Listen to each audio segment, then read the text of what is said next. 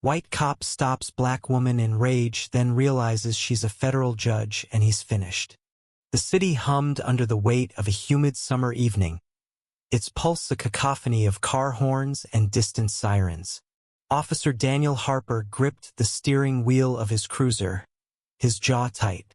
He'd been on edge all day. Budget cuts, a rookie partner who wouldn't shut up, and now a call about a reckless driver weaving through downtown traffic.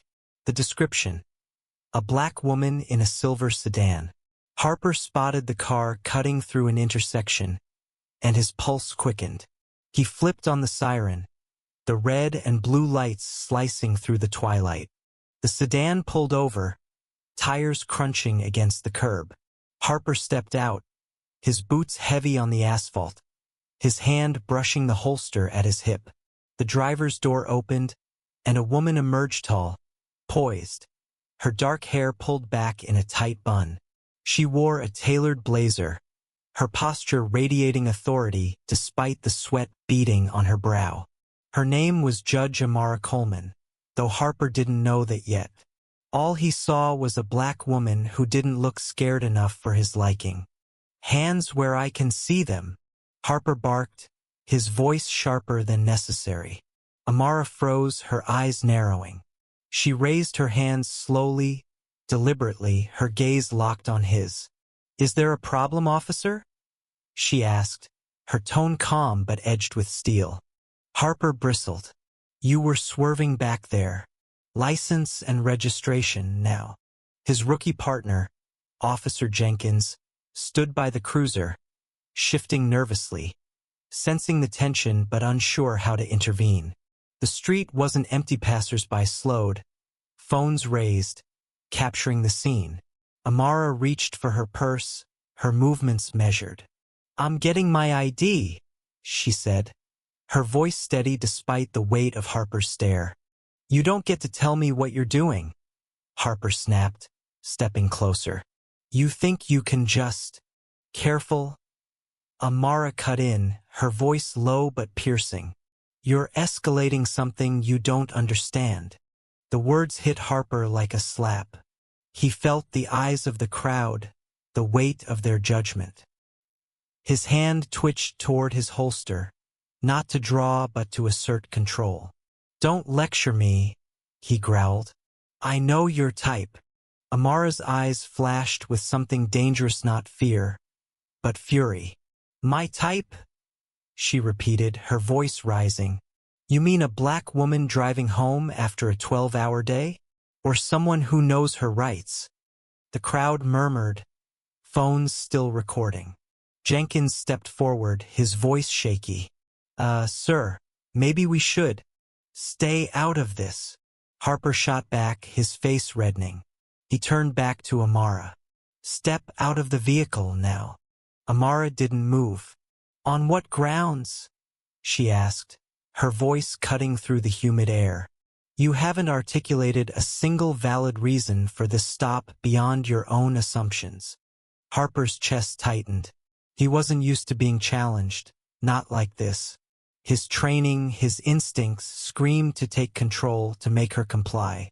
But something in her eyes, unyielding, unafraid, made him hesitate. The crowd grew louder, a woman shouting, "Leave her alone!" A man called out, "This is why we don't trust y'all." Then, a new voice broke through. "Officer Harper, stand down." It was calm, authoritative, and came from behind him. Harper turned to see an older black man in a crisp suit, his hair graying at the temples. He held a badge, not a police badge, but one that read U.S. Marshal. The man, Marshal James Tate, had been watching from the edge of the crowd, unnoticed until now. "Who the hell are you?" Harper demanded, his voice cracking. "Someone who knows Judge Coleman," Tate said, stepping closer. "And I suggest you rethink your approach, son, before you dig a deeper hole." Harper's stomach dropped. "Judge?" he repeated, his voice barely above a whisper. He looked back at Amara, who hadn't moved, her eyes still locked on his. The realization hit him like a freight train. Judge Amara Coleman, federal judge, known for her rulings on civil rights cases, a name that carried weight in courtrooms across the state. The crowd's murmurs turned to gasps. Jenkins, wide-eyed, muttered, "Oh shit." Harper's mind raced. He'd assumed she was just another driver, someone he could intimidate into submission. Now, his career flashed before his eyes: disciplinary hearings, lawsuits, maybe worse. Amara lowered her hands, her voice steady but laced with pain. "You didn't see a judge. You saw a black woman and you assumed the worst. That's the problem, officer. That's why we're here." Harper opened his mouth, but no words came. The crowd pressed closer, their phones still rolling. Marshal Tate placed a hand on Harper's shoulder, not forcefully but firmly. "Walk away, officer. Now." Harper stumbled back, his face pale. Jenkins grabbed his arm, pulling him toward the cruiser. The crowd erupted in cheers, some shouting Amara's name, others hurling insults at Harper. Amara stood tall, her expression unreadable, but her hands trembled slightly as she smoothed her blazer. As the cruiser pulled away, Tate approached her. "You okay, Amara?" he asked softly. She exhaled, her shoulders sagging. "No, James, but I will be."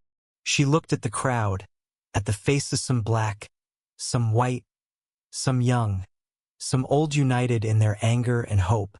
"This can't keep happening," she said, her voice breaking. Tate nodded. "It won't if you keep fighting. And you're not alone." The twist came later, in the quiet of Amara's office. She sat at her desk, the weight of the evening still heavy on her shoulders. A knock at the door startled her. It was Jenkins, the rookie, standing awkwardly in his civilian clothes. "Judge Coleman," he said, his voice barely audible. "I am sorry. I didn't know how to stop him. I should have done more." Amara studied him. He was young, barely out of the academy, his eyes filled with guilt. She could have dismissed him, let her anger spill over. But she saw something in him: regret, a flicker of potential. "Why are you here?" she asked. Jenkins swallowed. "I want to do better. I want to learn. I don't want to be like him." Amara leaned back, her exhaustion giving way to a spark of hope. "Then start by listening," she said. "Not just to me, but to everyone who's been screaming for change. You've got a badge now. Use it to protect, not to harm." Jenkins nodded, his eyes wet. "I will. I promise." Days later, the video of the stop went viral. Harper faced suspension, his name synonymous with the systemic issues Amara had spent her career fighting. But the story wasn't just about his mistake, it was about Amara's resilience, Tate's quiet strength, and Jenkins' choice to step toward redemption. The city buzzed with debates, online and off. Some called Harper a victim of a woke culture.